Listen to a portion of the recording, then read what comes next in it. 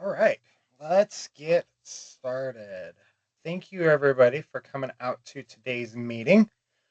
We are going to discuss a little bit of the student self-registration. There's been some questions that have come up and some things that Alex and I have noticed as we do um, work through some of this data. But so we wanted to kind of go through some of the expectations, some of the things that we are seeing, and answer any questions that you guys have.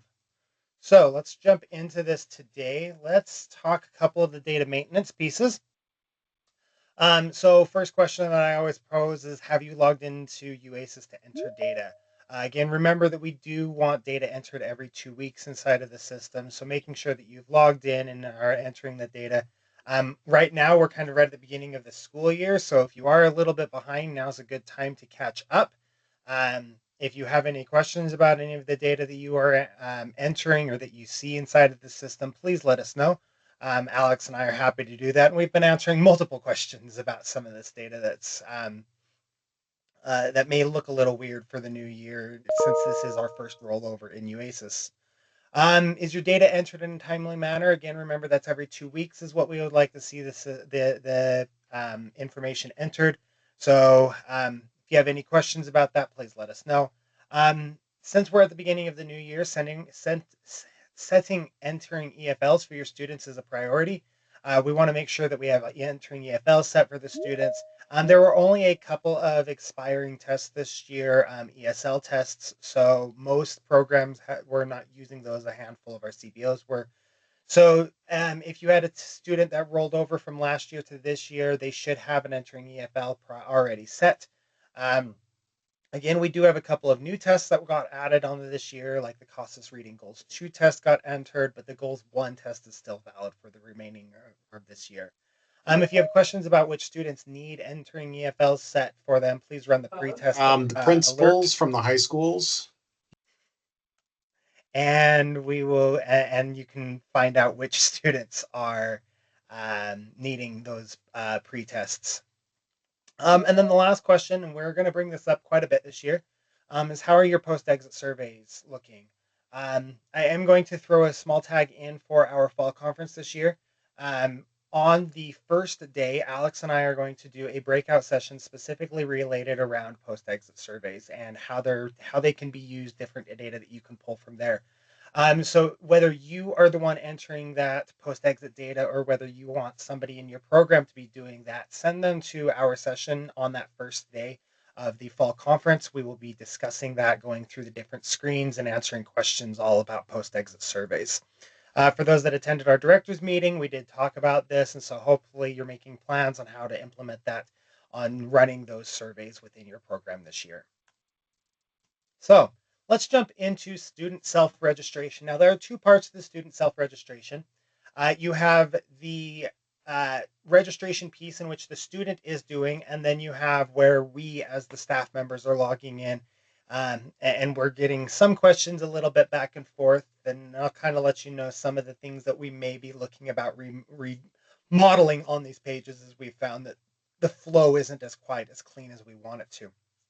So from the UASys login page, there is an option down at the bottom that says student login. And you will be able to click onto that, and that would allow us to, or allow you to jump to the student side. As of right now, there is no login for the students. That is something Alex and I have set as a priority this year. Um, with some of the other pieces that we are working on at the state level, we may not be seeing that um, come into existence until probably December or January time frame. We're just working on a couple other pieces um, that need to come forward. We're doing all of our NRS reporting, for example, right now as a priority. But once you are on that student page, there is a student registration button. Now, the way this was originally designed is for brand new students, students that have never been inside of UASys. Now, we have programmed it in such a way that if a student does have an existing record, they can be merged. You actually can merge them pretty easily. We'll go through that today. But for brand new student registrations, the student registration will come to this page and you'll have a drop down of list of programs.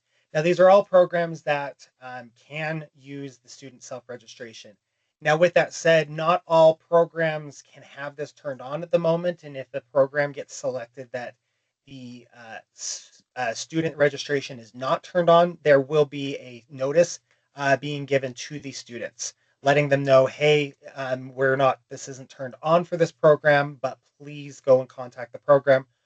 Once a program is selected up here right next to the adult ed directory piece, you do get the program's information. So the address, a phone number, that kind of information. Looking at the chat as we're kind of talking through this, knowing about like which services are offered as well. We do, as Alex mentioned, we do plan to put that in there. We do need to just link some of those things on the program side, but that is coming in a future update.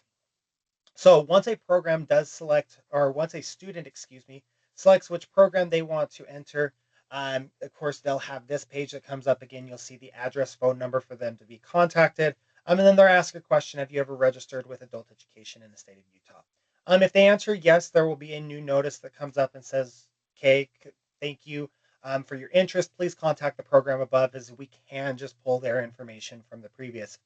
If they've never registered before, or some programs are using this to re-register students that have existed, they'll click on the no, and then a whole new set of fields will come up for them to answer questions about.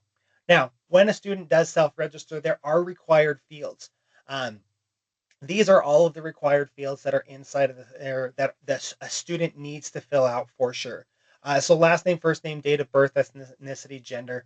Those are specifically the race, gender, and date of birth. That all helps us with all of our NRS reporting. An address, phone number, and email that allows us to contact the student. Highest grade completed, location, employment status, and all 16 statements. Now, I did mention that there are 16 statements here. However, if you run any of our NRS reports and look at those barriers, you'll do notice that there are only 13 barriers, not 16.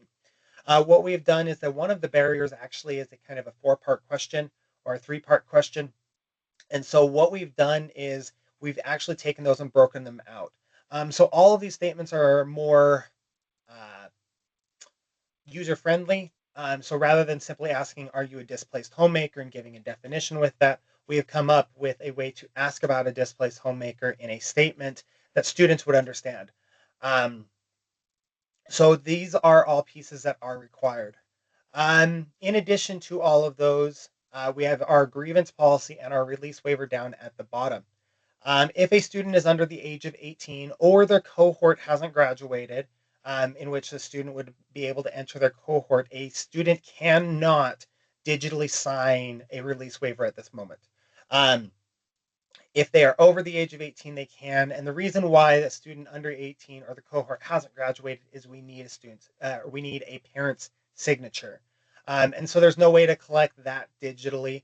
And so we just don't allow a student signature. So in that case, this release waiver won't actually show anything, but it will just say that you need to go into the program in order to sign. Now, there is this question of I will choose to release if I want to release my data when I come in. And I'm actually noticing that a lot of students are selecting this. I'm not 100% sure why. We may modify where this is actually located on there. We may drop it underneath. Out of curiosity, as we are talking about this right now, are there reasons that for those programs that are currently using this, is there a reason that many of your students are clicking this checkbox instead of clicking one of the two options and signing it? Hey, Adam, Yes. something I've noticed over here at Granite is many of our students do not understand it. Understand the And question or understand the release waiver? they don't understand the release part because right now there's a lot of fear in the communities, especially the English language learner communities, Uh-huh. that they're thinking that they're giving permission for us to send ISA report. And so Okay. some of our students are very concerned about that when we said, oh, no, no, this is so when you're working with voc rehab, this is so when you're working with DWS or with corrections or anybody, they can see Right. your information. And as soon as we say that, they go, oh, yeah, okay, I'm good. Then But okay. it's just the concept. But I think part of it right now is just the political arena that we're living in. Okay. I see Anna nodding her head as well, so I'm assuming that it's kind of similar. Zoe's typing something right now, so I'm guessing that that's probably um, have them go in to make sure that, okay, nope, and that makes sense. Yes, if you, Zoe, if you are helping them fill it out, then that's a way to do it as well. Um, we can take this back to the state level and see if there's a way that we want to potentially rewrite this, a portion of this release waiver, so that we do make it clear enough to the program or to the students that, again, we are not sending this information up to ICE, or in fact, we're not really even going into the Social Security and doing any sort of verification that way. Um, so okay, we will take that back to the state level, look at it, and potentially there may be a revamp. I am also thinking about potentially moving that checkbox to below, because part of me thinks that some of the students are simply just checking the checkbox and not thinking twice about it, because that is the first piece that's there. I think that maybe if the checkbox, or if they were there, then they may actually have that a different approach to it. So we'll take a look at this, but I have noticed that a lot of students are not digitally signing that, and that was a big piece on why programs wanted a self-registration, is so that there could be that digital signature. So we'll take this into consideration as we do move forward. Adam, Um, one yeah. thing we do is we explain to them that we use it for data matching, and that if they mark that they don't want to share their data, then they potentially will receive 4 phone calls a year for the next 2 years from us. Mhm. And that makes a difference in getting people to mark whether or not they want to share their data. Yeah, and you're right, Anna, that if the student does refuse to say it to their data, going back to our post-exit stuff, you will be required to make those phone calls up to the students. I mean, they're going to get quarterly or multiple conversations with you. I do put that on here to Anna's point, that if the student does mark that they release their data, I do put 2 little points, and I do have a statement over on the side. We may need to make that statement more observant. As if a student does check that, let them actually do understand that they would be receiving that. Um, okay. All right. So it sounds like a lot of it, specifically release around the release waiver, is there's just some curious concerns about who this information is actually being released to. So we may take this back to the state level, and we can go ahead and potentially rewrite it and revamp it, or we'll just make an additional statement on there about exactly who we would be sharing this data with. Um, Going on with that, you do have the grievance policy. Now, the grievance policy, you'll notice, doesn't have an accept or reject, as it is more just a, I would like, I understand the grievance policy. Now, with that said, I do know that some of our programs do have their own grievance policies. I am able to program it to where if a or if a student does select your program, that your program specific grievance policy will show up. However, in order for that to happen, I need you to send me what your grievance policy is. So if you have specific wording, specific language, the grievance policy that's currently in there is our state level, a high level grievance policy. And many of the programs use that, in which a student can simply just click on that grievance policy, expand it, and it will be readable for the students. But if you do have your own grievance policy, please send me that grievance policy, and I can get it programmed in to where when your program is just the selected program, that your grievance policy shows, not the state level one. But again, to answer this one, they simply sign their name, yes, no, that they understand what it is, and then they can hit submit down at the bottom. At that point, the student has successfully registered for your program, or for your program, and then it comes on to you at the state or at the program side in order to do that. Now, to access the student's portal registration, you will log into UASIS. You will go to the students button, and the second button up at the top is portal registration. If you do not have access to this, this is because it is a permission in order for you to access. Most of it needs to be based on that you can register students into the program, which is that's tied all in together. But this is what the page looks like. So it's very similar to our student search page. You can search students up at the top if you have a lot of them. Again, most of these fields are searchable. So birth date, first name, last name, email address, that kind of stuff. A couple pieces that are on here. Again, we do ask for either a phone number and email address. That way, if a student is registering outside of your program, you'd be able to see and make contact with a student. Call it up, pick up, and see if you can get a hold of like Johnny or Billy or whoever registered for your program. That way, you can make an appointment for them to come in and get registered. You will see the registration date on here as well. That is the date that they submitted that final piece. Um, and it kind of lets you know how old some of these students are. We would ask that you make sure that these do get cleaned up on a regular basis. Um, get a hold of those students and just clean this up. I have noticed that some of our programs have a lot, and I do understand that we are still at the beginning stages of the year at registration. But when you do find the student that you would like to register, you're going to click on their name and you will open up the registration page. Now, this page looks very similar to the student side, and we did that intentionally so that if the student does see anything on your screen, that they are recognizable that, hey, this is the page that we are looking at. The piece that I want to focus strictly are on this page right at the very top is this potential matches page or section. If you register a student, the system does run a check in the background based on social security number, first name, last name, and date of birth. And if some of those match, we will have a potential matches option. Now, you'll see in this student's case, for example, I have 3 potential matches, and it's based on just how we are going inside of that system. So if you do see any potential matches on here, please click that and it does expand. And here you can actually see how we actually found these students. So for example, you'll see here that the first student was matched based on social security numbers. So the social security number that was entered in for the student's profile here is the exact same that's on that profile that is listed. You can click on these. It does take you to the student's page, and you can do any sort of additional verification that you need. Um, that would allow you to not create any sort of duplication. Now, the other 2 you'll see were based on last name, first name, and date of birth. And you can see exactly how we did match those. Now, one thing you'll notice about all 3 of these examples is you'll notice that the ID number is the same. They all end in 778. This is actually the exact same record, so I'm not pulling 3 unique records. I'm actually pulling a single record across the board. This shows me that there's a high likelihood that this is the exact same student. Before I go on, Kathleen, you have a question. Yeah, thank you. I was watching this with a few of my staff members that have started doing this. And by the way, I love your page. But not all of our duplicates are showing up there, where we've sent quite a few duplicates in to Alex and you recently because of that. So I don't know if this was a prior to this coming through, but we've just seen a lot of duplicates lately. I was wondering, do you just want us to keep sending it to you and we can watch for glitches?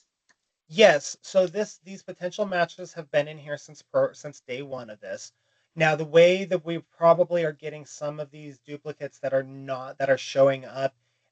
So for example, like a first name last name match, it has to match exactly 100%. So all spaces, the names have to look exactly the same. So I mean, for example, if a student has a hyphen in their last name, they hyphenated it once and they didn't hyphenate a second time, that last name is not going to match. If a student got married, and of course, if names changed or if they added to their last name previously, I'm not doing any sort of similar matches. Again, if I started doing similar matches, this list would expand. Now, I'm not opposed to that, but I don't want to overwhelm you guys on where you would have 20 potential matches that you would have to look up. So I am trying to narrow it down as best as possible. And if we think of other ways that we could potentially match with the students, if you thought of other fields that we could match on them, I'm happy to also look into those as well. So that would be probably the number one reasons that I'm seeing as I am looking at some of these duplicates is that there are names that are not potentially matching.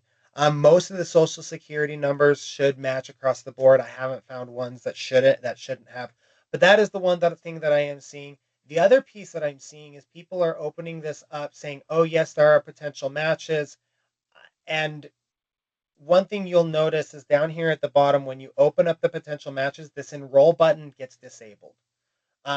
The only way to re-enable it is to close it. Now, I do understand that you do have to still go through all the pieces, verify that everything's there, you know, and you have to enter intake hours down at the bottom. And so I have a feeling that there are some programs, some users who are accidentally opening this, saying, yes, that's the student that I want. They're closing this, doing everything else, and then they hit enroll down at the bottom. And I've noticed that from some of the people that I've talked to, they're just like, I accidentally hit enroll and it enrolled a student in it. So we are still trying to figure out a few different pieces here and there. Again, you do still have to go through and verify everything, even for a re-enroll. So I'm not 100% sure how we can fully do that. And again, if you have other matches that you would like, and again, send me those. Send me, of course, if there's any duplication, send them to me. Those are ones that Alex and I can look at and see if there is something glitchy with our code that is not catching some of these first name, last names. But yes, continue send them to me. Um, so yeah, so open up the potential.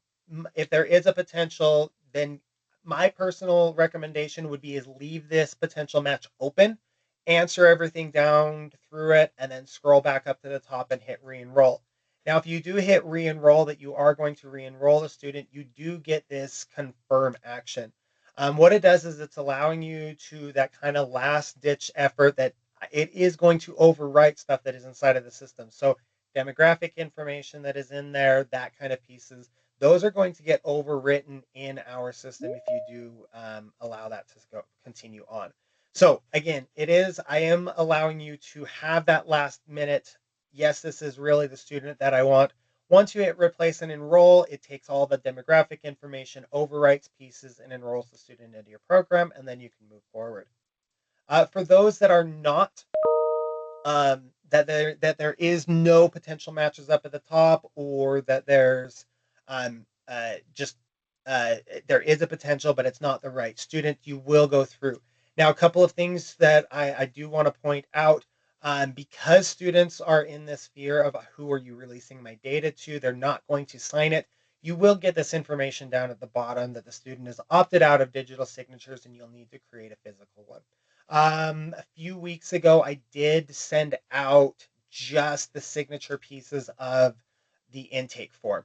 So you are able to just to print those out, send them, or give those to the students, have them sign it, and then turn that back in. They don't need the whole intake piece. Once you have that, you can stick that into either their physical file, or once they're enrolled, you can scan it and put it into their digital file. So you will see that down at the bottom. Again, the grievance policy is also another piece down at the bottom that needs to be checked once the student has actually signed it. And of course, the intake hours down at the bottom are required. It's similar as if you are actually enrolling the student just through their own pages themselves. So that's kind of the overall how to do these registrations. I'm hoping that there aren't a ton of questions. It sounds like we answered some of them. Are there any questions about processes that are kind of confusing, a little bit that's not understandable? Anything like that, Kathleen? Sorry, Adam, I'm just the itch you can't scratch today, No, man. totally good. I know that we talked a little bit on the phone between meetings, between last month and this month, about possibly expanding the users for like Voc Rehab, AAU, that kind of stuff. Or sorry, Voc Rehab, UCA, and a few other partners having access to this. Is that something we're able to work on, or is it That is kind of in beta? Well, it's kind of still in beta. We need to have that conversation. We haven't had a chance to have that conversation yet. It's been kind of hectic with the restructure of a new boss here at the state level, and then Yeah, of I can course with understand that where my one. position is. So yes, that is still on the table to have that conversations about. We do need to make sure, and then of course we need to have an agreement, some sort of MOU agreement with agencies. So that is going to be a piece that we will need to go. Okay, thank you. The partners, it will take us a little bit of time. Is there any other questions about any of this self-registration or anything like that?